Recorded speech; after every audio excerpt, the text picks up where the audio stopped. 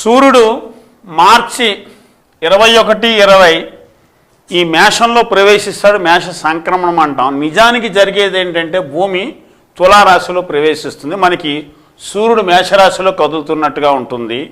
ఆ ఒక నెల అంటే ఏప్రిల్ మళ్ళీ 19, 20వ తారీఖుకి ఈ మేషాన్ని విడిచిపెట్టి మళ్ళీ వృషభంలోకి వస్తాడు. అంచేత సూర్యుడు ఒక నెల అంతా కూడా మేషంలో తిరుగుతాడు కాబట్టి దానికి మేషమాసం అని అంటారు. ఆ తర్వాత వచ్చేది వృషభ మాసము.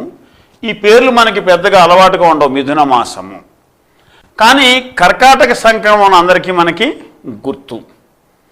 అలాగే సింహమాసం, కన్యామాసం, తులామాసం, వృశ్చిక మాసం ఇవన్నీ మనకి మొదటిసారిగా వింటున్నట్టుగా ఉంటుంది.